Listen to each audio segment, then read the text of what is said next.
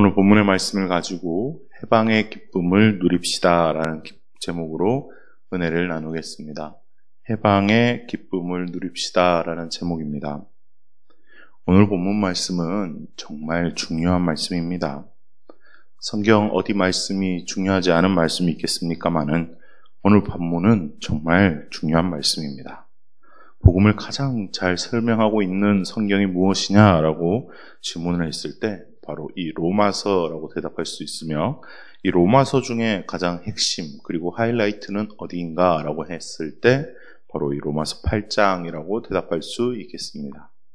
이 로마서 8장을 이야기하기 위해서 사도 바울은 율법을 쫓는 자의 참담함을 선언했었습니다. 그러나 이제 새로운 법이 계시되었음을 선언하고 있습니다. 이제까지 죄의 법을 섬겨 사망에 이른 자에게 생명의 법이 있음을 제시한 것입니다. 그것은 그리스도 안에 있는 생명과 성령의 법이죠. 이것은 육신의 법이 아니고 영의 법이며 행위의 법이 아니라 믿음의 법입니다. 이 법에서는 정죄함이 없고 이 법을 따르는 자에게서는 죄와 사망에서 벗어나게 되는 결과를 준다라고 설명하고 있습니다. 그리고 이렇게 죄에서 벗어난 사람은 다시는 육신을 쫓지 않고 성령과 믿음을 쫓아 영원한 삶을 얻게 된다라고 설명하고 있습니다. 물론 율법이 악한 것은 아닙니다. 율법 그 자체는 선한 것이지만 인간의 육신이 약함으로 그 율법을 지킬 수 없었습니다. 그래서 파국을 맞았던 것입니다. 그러나 이제 그리스도의 대속의 은총으로 새로운 길이 제시되었는데 그것은 곧 그리스도 안에 있는 율법이 성취된 것입니다. 이제 본문 말씀을 따라 세 가지 주안점들을 살펴보며 함께 묵상해 보도록 하겠습니다. 첫 번째 주안점입니다. 첫 번째 주안점은 그리스도 예수 안에 있는 자는 죄와 사망의 법에서 해방되었다라는 것입니다. 그리스도 예수 안에 있는 자는 죄와 사망의 법에서 해방되었다라는 것입니다. 이 가장 중요한 핵심 중의 핵심인 그리스도 예수 안에 있는 자는 해방되었다, 죄와 사망의 법에서 해방되었다는 사실을 바울은 로마서 8장 1절과 2절을 통해서 우리에게 말씀을 하고 있는데요. 이 첫 번째 주안점에는 세 가지 핵심의 단어들이 들어있습니다.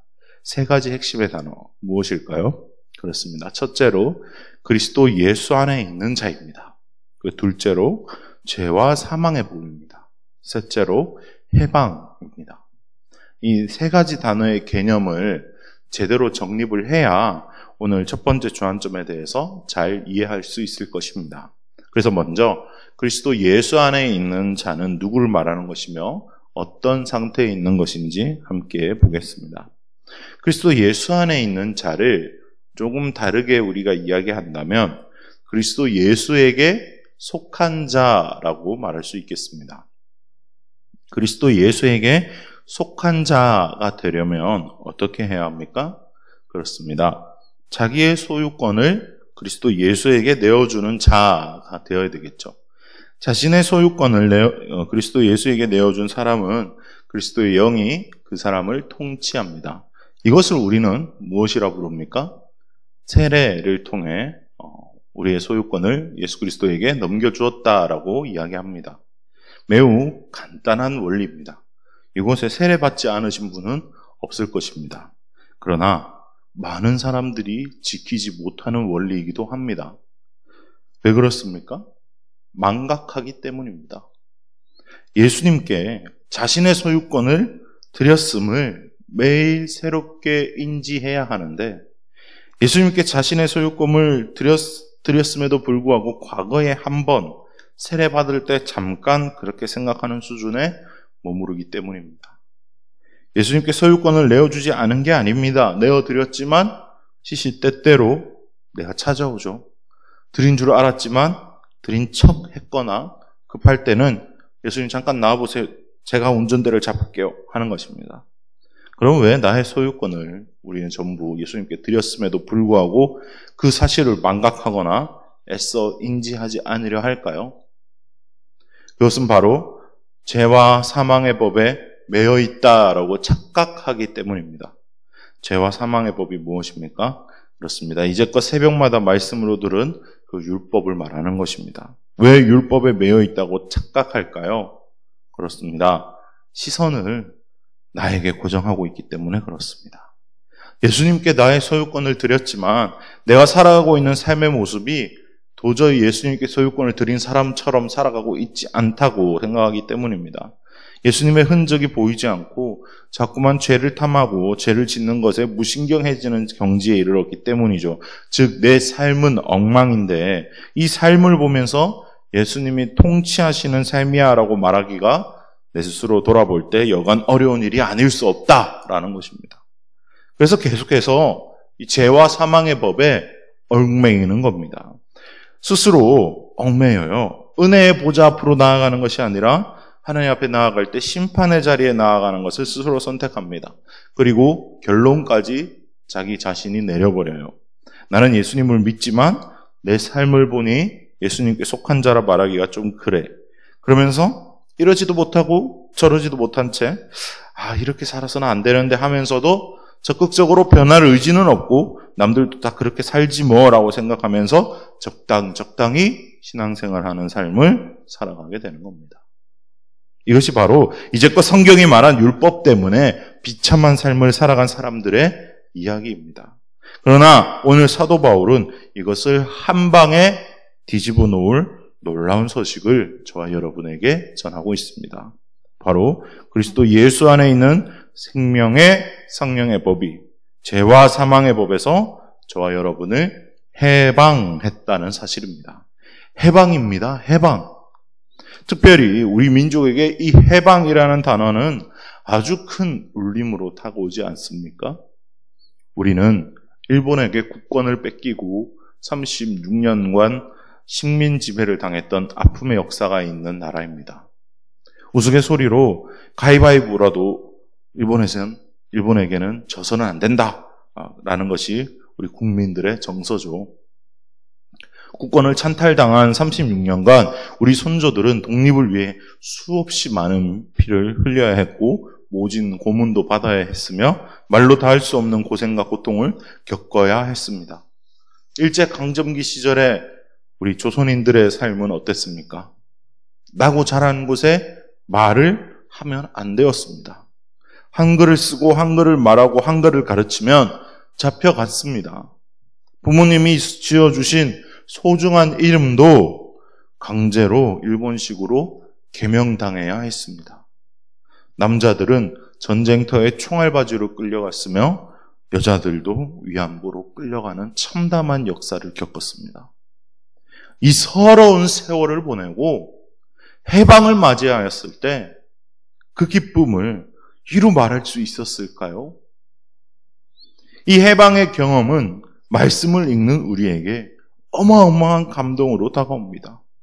그렇게 원하던 해방을 맞이한 후 지금 우리는 어떻게 살고 있습니까?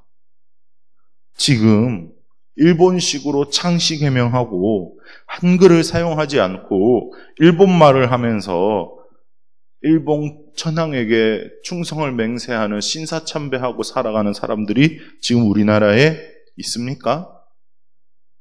없죠. 없습니다. 아무도 없어요. 그렇게 살아가라고 해도 그렇게 살 사람이 지금 누가 있습니까? 아무도 없습니다. 그것이 바로 오늘 본문이 말하는 진리예요. 너는 그리스도 예수 안에 있으면 더 이상 이 죄와 사망의 법에 저촉되지 않는다. 그 누구도 너를 죄와 사망의 법을 따라 살아가라고 하지 않는다. 이제 그 법에서 해방되었다. 왜 죄와 사망의 법을 따라 살아가라고 하느냐라고 바울이 아주 중요한 핵심을 가르쳐주는 것입니다. 사랑하는 성도 여러분, 그리스도 예수 안에 있을 때 죄와 사망의 법에서 해방되었음을 믿으십니까? 아멘입니다. 이것은 날마다 마음에 새겨야 하는 아주 중요한 사실입니다. 이 사실을 믿지 않기 때문에 죄와 사망의 법에 빠져 매일 허우적대는 것입니다. 죄와 사망의 법에서 해방되었지만 죄와 사망이 우리에게 찾아오지 않는 것은 아닙니다. 죄의 유혹은 항상 언제나 우리 앞에 있습니다. 그러나 죄와 사망의 법에서 해방된 새 사람으로 사는 삶은 그 죄를 선택하지 않을 권리가 주어졌다는 거예요. 마치 우리가 창시 계명하지 않을 권리가 주어진 것처럼 말입니다. 오히려 생명과 성령의 법으로 그 죄를 멀리하며 하나님의 풍성한 생명과 성령의 인도하심을 받는 삶을 사는 권리를 받은 거예요. 그럼 어떻게 그렇게 할 수 있겠습니까? 나의 소유권을 예수님께 내어드렸다라는 사실을 항상 인지하는 것입니다. 여전히 죄를 탐하는 나는 이미 죽었고 내 안에 살아계신 예수 그리스도께서 나를 온전히 통치하시도록 주님을 인정하고 또 순종하는 것입니다. 그것이 바로 생명과 성령의 법으로 사는 삶이에요. 예수님께서 죄를 지으신 분이십니까? 전혀 그렇지 않죠. 그렇다면 내 안에 살아계신 예수님이 죄를 선택할까요? 전혀 그렇지 않습니다. 내가 예수 그리스도 안에 있기로 결단하고 매일 매 순간마다 예수님의 임재를 누리며 예수님을 의식하고 살아간다면 나는 바울이 말한 그리스도 예수 안에 있는 자가 되는 것입니다. 이 진리를 붙잡고 오직 그리스도 예수 안에 살아가게 되시길 주님의 이름으로 축원합니다. 이는 육신을 따르는 옛사람이 죽어 장사되었다는 것을 깨닫는 삶입니다. 곧 두 번째 주안점으로 연결되는 지점인데요. 두 번째 주안점은 육신이 아니라 영을 따라 행하는 자가 됩시다라는 것입니다. 따라해 보겠습니다. 육신이 아니라 영을 따라 행하는 자가 됩시다. 그렇습니다. 오늘 본문 4절부터 10절까지의 내용의 주안점인데요. 죄와 사망의 법에서 해방받은 자가 어떻게 살아가야 하는가에 대해서 새로운 법 적용의 체계에 대해서 아주 자세하게 적용하고 있는 귀한 말씀입니다. 본문에 따르면 죄와 사망의 법에서 해방된 자는 더 이상 육신을 따르지 않고 그 영을 따르는 삶을 산다고 밝히고 있습니다. 아주 간단합니다. 육신을 따르는 자는 육신의 일을, 영을 따르는 자는 영의 생각을, 육신의 생각을 따르는 사람은 그 결과가 사망이고 영의 생각을 따르는 사람의 결말은 생명과 평안이다라고 말씀하고 있습니다. 그럼 어떻게 해야 육의 생각을 쫓지 않고 영의 생각을 쫓아 살아갈 수 있겠습니까? 본문 9절에 그 정답이 나와 있습니다. 우리 본문 9절을 찾아서 함께 읽어보도록 하겠습니다. 시작. 만일 너희 속에 하나님의 영이 거하시면 너희가 육신에 있지 아니하고 영에 있나니 누구든지 그리스도의 영이 없으면 그리스도의 사람이 아니라. 하나님의 영이 우리에게 거하시면 육신에 있지 않고 영에 있다고 말씀하고 있습니다. 우리가 분명히 육신에 매여 살아가고 있지만 하나님의 영이 우리에게 거하시면 영에 속한 사람으로 살아가게 된다라고 말하고 있는 거예요. 즉, 이 말은 시선을 나에게 고정하는 것이 아니라 하나님께 고정하며 살아가야 한다라는 의미입니다. 이는 믿음의 속성입니다. 믿음은 하나님을 바라보는 것입니다. 하나님의 영은 성령이죠. 나는 성령이 내 안에 거하기 때문에 육에 속한 사람이 아니라 영에 속한 사람이다라고 믿는 거예요. 그것이 바로 시선을 하나님께 두는 것이며 그것이 우리의 믿음의 근본이 되어야 한다는 것입니다. 내가 비록 육신의 몸을 입고 이 세상에 발을 디디고 살아가지만 내 소속이 성령 하나님의 것이며 그리스도의 사람으로 살아가기로 다짐했다는 그 믿음의 다짐인 거예요. 이 믿음이 저와 여러분의 삶의 동기가 되길 소망합니다. 그렇습니다. 믿음은 하나님을 바라보는 것입니다. 제가 첫 번째 주안점을 다룰 때 죄와 사망의 법에 적용받는 사람들의 특징이 무엇이라 말씀드렸습니까? 그렇습니다. 시선을 나에게 고정하는 사람들이라고 했죠. 그러나 믿음의 사람은 다릅니다. 시선을 하나님께 고정하는 거예요.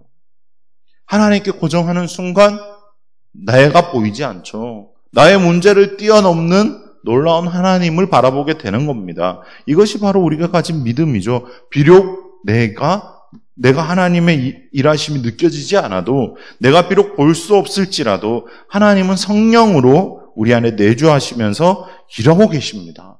이것을 믿는 믿음으로 내 안에 착한 일을 시작하신 분을 전적으로 신뢰하며 또 그렇게 믿는 대로 살아가는 것이 바로 영의 생각을 쫓아 살아가는 삶입니다. 믿음으로 하나님을 바라보며 육의 생각이 아닌 영의 생각으로 살아가는 저 여러분 되시길 주님의 이름으로 축원드립니다. 제 마지막 주안점입니다. 마지막 주안점은 부활의 소망을 누립시다 라는 주안점입니다. 따라해 보겠습니다. 부활의 소망을 누립시다. 그렇습니다. 부활의 소망을 누리는 것이 이 세 사람의 삶을 사는 삶입니다. 이것이 오늘 본문 말씀의 결론입니다. 본문 11절 말씀인데요. 바울은 생명의 성령의 법을 적용받는 사람이 가져야 할 궁극적인 삶의 목표를 11절을 통하여서 제시하고 있습니다. 바로 부활입니다. 이는 옛사람으로 살면서 세상 즐거움을 다 누리던 사람들에게 그것보다 훨씬 더 좋고 즐거운 일이 있다는 것을 가르쳐주는 것과 동시에 예수 그리스도로 살아가는 사람들의 삶의 고단함을 위로해주는 본문이기도 합니다. 새 사람의 삶을 사는 사람들의 소망이 바로 이 부활이죠. 왜 그렇습니까? 예수 그리스도의 영으로 살아가지만 여전히 사단은 우는 사자와 같이 우리를 잡아먹지 못해 안달이 나 있기 때문입니다. 그리스도의 영으로 충만한 새 사람에게 있어서 이 사단의 공격이 결코 겁나지는 않습니다. 그러나 이 사단은 우리가 죽을 때까지 우리를 포기하지 않고 계속해서 덤비기 때문에 이 사단을 대적하는 일이 얼마나 이 체력이 소모되고 신경 쓸 것도 많은지 모릅니다. 그래서 차라리 빨리 이 육신의 몸을 벗고 주님 계신 그곳으로 갔으면 좋겠다라고 생각하는 거예요. 이게 바로 그리스도인의 삶이죠. 우리가 죽고 부활의 몸으로 주님의 몸을 만날 것을 기대하면 얼마나 설레는지 모릅니다. 부활의 소망은 그리스도인의 존재 이유입니다. 생각해 보십시오. 주님과 같은 부활의 몸을 입는 것입니다. 다시는 아픔과 슬픔과 눈물이 없는 몸을 입고 우리 주님과 함께 영광 가운데 거하며 사랑이신 하나님의 얼굴을 직접 대면하고 하나님의 품에 안기는 그날, 그 얼마나 즐겁고 기쁘고 행복하겠습니까? 이 땅에 살아가면서 육신의 생각을 따르지 않아도 되고 죄와 사망의 법에서 해방된 것 그 자체도 너무나 소중한 구원의 기쁨이겠지만 이 부활의 기쁨은 차원이 다른 기쁨인 거예요.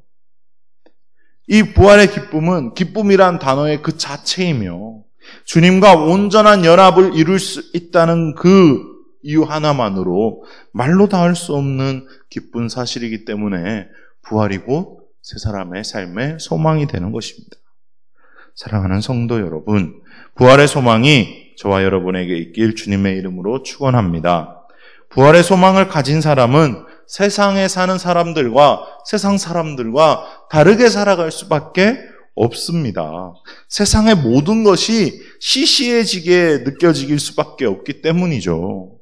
이번에 정부에서 임대차 부동산법 3차 개정안이 나오면서 집을 가진 사람과 집을 가지려는 사람들 사이에 엄청난 혼란이 야기되고 있습니다.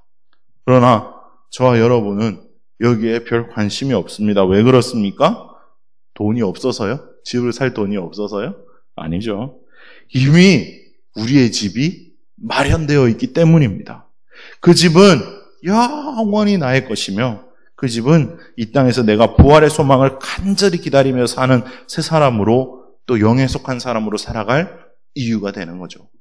세상 사람들은 서울에 강남에 집을 사니 많이 강남에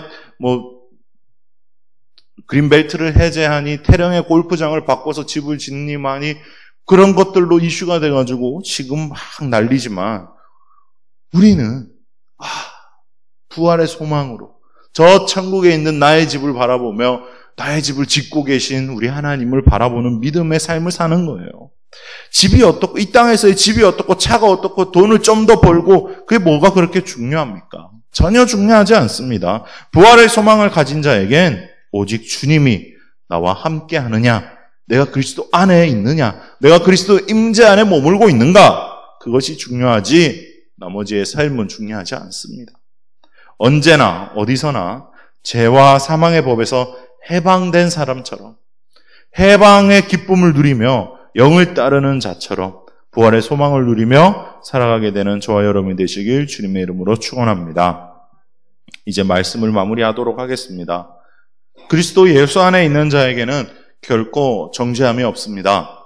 왜 그렇습니까?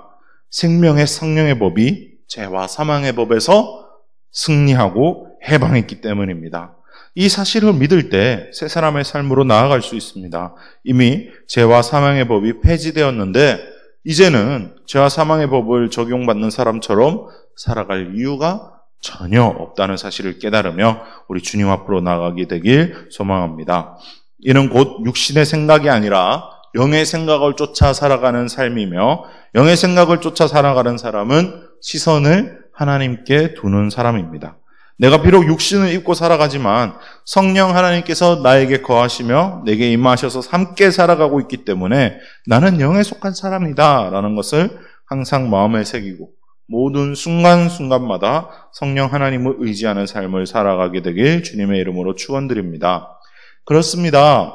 그렇게 살아가는 사람은 부활의 소망을 누리는 자입니다. 부활의 소망을 누릴 때 이 세상은 시시하게 느껴질 수밖에 없습니다.